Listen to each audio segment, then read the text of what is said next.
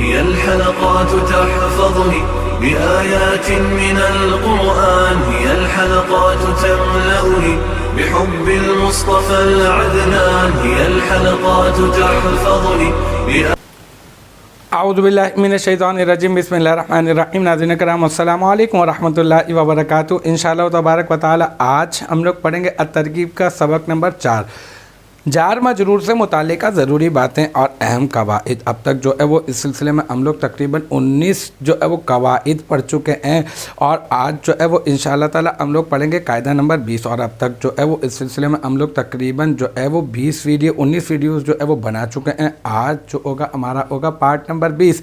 تو دیکھتے ہیں کہ اس پارٹ نمبر 20 میں کیا ہے۔ دیکھیں، حروف جارہ کے بارے میں ہم لوگ پڑھ رہے ہیں۔ جارہ کا لغوی معنی ہوتا ہے کھینچنے والے، اور یہ کیا کرتے ہیں، یہ فعل یا شبہ فعل کا معنی کھینچ کر اپنے مدخول تک پہنچاتے ہیں، بس اسی وجہ سے انہیں حروف جارہ کھینچنے والے جو ہے وہ کہا جاتا ہے۔ اور یہ کتنے ہوتے ہیں؟ 17 ہوتے ہیں۔ کون کون سے؟ باؤ، تاؤ، کاف، لام، واو، منزو، مسخلہ، ربع، حاشا، من، عدا، فی، عن، علی، حتی، الی۔ ٹھیک ہے، اور یہ کہاں پر داخل ہوتے ہیں؟ اسما پر داخل ہوتے ہیں، اور ان کا عمل کیا ہوتا ہے؟ اسم پر داخل ہو کر اسم کو حالت جری میں کر دیتے ہیں۔ اب یہاں پر جو ہم قاعدہ پڑھنے لگے ہیں وہ بھی ایک حرف جر کے متعلق ہے، اور وہ ہے باؤ، تاؤ، کاف، لام، واو، منزو، مسخلہ، ربع، حاشا، من، عدا، فی، عن۔ یہ دیکھیں، یہ ان ہے نا، ان آیا نا حروف جارہ میں، تو ان بھی حرف جر ہے، لیکن اس کے بارے میں ایک خاص بات ہے، یہ یاد رکھ لیں کہ جب ان سے پہلے من آ جائے، من بھی حرف جر ہے، ان بھی حرف جر ہے، تو اب ایسی صورت میں کیا ہوگا؟ ان جانب کے معنی میں اسم ہوگا۔ یہ دیکھیں، یہ آیا ان، ٹھیک ہے، یہ ان، یہ بھی حرف جر ہے، اور یہ آیا من، اور یہ من کیا؟ یہ بھی حرف جر ہے۔ تو اب یہ کہہ رہے ہیں کہ اگر ان سے پہلے اگر من آ جائے تو یہ ان جو ہے وہ بطور حرف جر استعمال نہیں ہوگا، بلکہ یہ بطور اسم استعمال ہوگا، اور یہ جو ہے وہ کہلائے گا کیا؟ یہ کہلائے گا اپنا اس کا معنی جو ہے وہ ہوگا جانب۔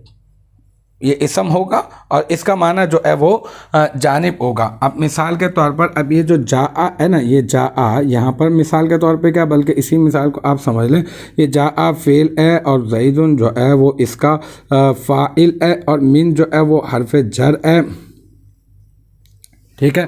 اور یہ جو ان یمینی ہے نا، یہ ان یمینی پورا کا پورا جو ہے وہ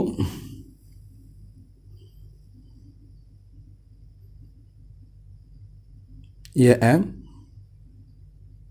مجرور۔ اس کو یوں کر دیں سمجھنے کے لیے، ابھی تو فی الحال آپ یہ ہو جائے گا مجرور۔ تو اب یہاں پر یہ مجرور بن ہی اسی وجہ سے رہا ہے ان، کیونکہ یہ بطور اس میں یہ حرف جر استعمال نہیں ہو رہا، بلکہ یہ بطور اسم جو ہے وہ استعمال ہو رہا ہے۔ تو بس یہ ایک مختصر سا قاعدہ ہے، باقی جب انشاءاللہ تعالی ہم لوگ باقاعدہ طور پر کتابوں میں جب اس کی ترکیب کرتے ہوئے پڑھیں گے تو مزید اس کے اوپر روشنی ڈالنے کی کوشش کریں گے۔